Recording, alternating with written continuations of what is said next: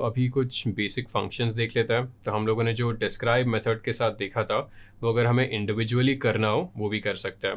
तो आपको मीन देखना हो तो बस डेटा सेट का नाम फिर मीन मेथड, मिनिमम वैल्यू देखना हो डेटा सेट का नाम मिनिमम, मीडियन देखना हो iris डॉट मीडियन और मैक्सिमम देखना हो iris डॉट मैक्स। तो मैं यहाँ पे हमारा जो ओरिजिनल डेटा सेट था उसको फिर से प्रिंट करके दिखाता हूँ। ये हमारा ओरिजिनल डेटा सेट हो गया है और मुझे जानना है इन सभी कॉलम्स के मिनिमम वैल्यूज़ क्या है। तो मैं iris डॉट मिनिमम लिखूँगा। तो ये सब जो है मिनिमम वैल्यूज़ हो गए। सेपल लेंथ का मिनिमम वैल्यू 4.3, सेपल विड्थ का 2, पेटल लेंथ का 1 एंड सो ऑन। इसी तरह अगर मुझे मैक्सिमम वैल्यूज़ जानना हो तो मैं लिखूँगा iris डॉट मैक्स। तो आप देख रहे हो ये सब जो है मुझे maximum values with respect to all the columns मिल गए यहाँ पे। फिर मैं लिखूँगा iris डॉट मीन। तो ये सब मीन वैल्यूज़ हो गए यहाँ पे। फिर मुझे मीडियन वैल्यू जानना हो iris डॉट मीडियन हो गया है।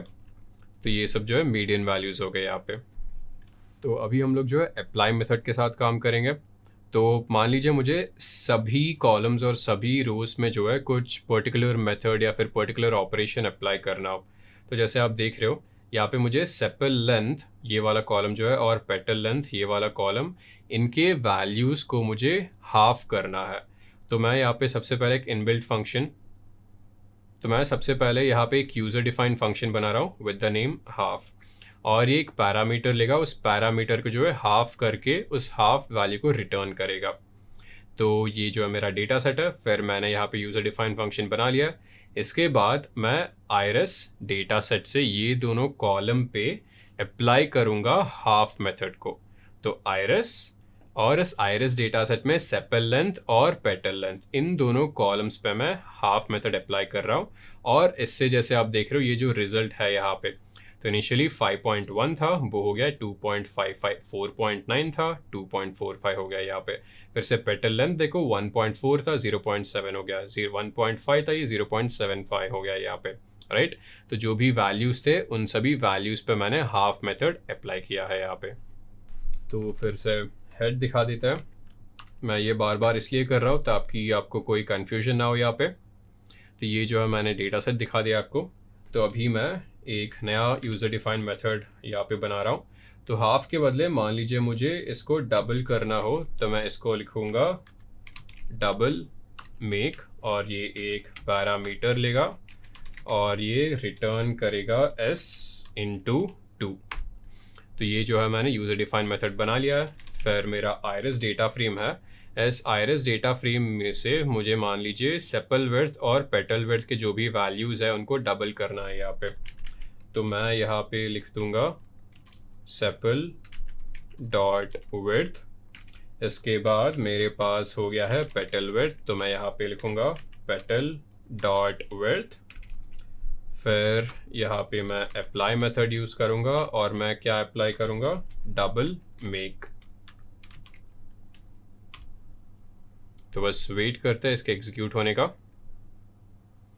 राइट। तो जैसे आप देख रहे हो ये सेपल विड्थ और पेटल विड्थ यहाँ पे, तो 3.5 जो है 7 हो गया, 0.24 हो गया। तो ये सभी वैल्यूज़ जो है इन दोनों कॉलम में अपडेट हो गया। तो अभी दो और इनबिल्ट मेथड देखते हैं। तो एक तो हमारे पास वैल्यू काउंट हो गया, दूसरा सॉर्ट वैल्यूज़ हो गया। तो वैल्यू काउंट, तो मान लीजिए आपके पास कोई कैटेगोरिकल कॉलम है, जैसे ये हो गया। तो स्पीशीज़ कॉलम में हमारे पास 3 कैटेगरीज है, एक सेटोसा, वर्सिकलर और वर्जिनिका। तो अगर हमें जानना हो इन कैटेगोरिकल वैल्यूज़ के, तो मतलब जो भी कैटेगोरिकल वैल्यू है वो कितनी बार प्रेजेंट है, तो हम वैल्यू काउंट्स यूज़ कर सकते हैं। तो यहाँ पे हम iris यूज़ करेंगे और स्पीशीज़ कॉलम पे हम वैल्यू काउंट्स मेथड यूज़ कर रहे हैं। और ये हमें बता रहा है सेटोसा के रिकॉर्ड्स 50 है, वर्जिनिका के 50 रिकॉर्ड्स है और वर्सिकलर के 50 रिकॉर्ड्स प्रेजेंट है। ये बेसिक चीज़ है।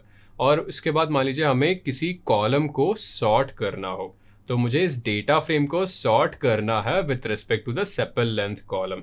तो बस आप iris dot sort values method use करिए, फिर बाय एट्रीब्यूट के साथ जिस कॉलम के साथ आपको सॉर्ट करना हो उस कॉलम का नाम दे दीजिए यहाँ पे। तो मुझे इस डेटा फ्रेम को सॉर्ट करना है सेपल लेंथ कॉलम के साथ। तो यहाँ पे देख रहे हो ये जो है सॉर्ट हो गया यहाँ पे। तो सबसे पहले हम लोग वैल्यू काउंट्स मेथड के साथ काम करेंगे। तो मैं यहाँ पे लिख रहा हूँ iris, फिर मुझे देखने हैं स्पीशीज़ कॉलम के वैल्यू काउंट्स। तो मैं यहाँ पे वैल्यू अंडरस्कोर काउंट्स लिखूंगा यहाँ पे।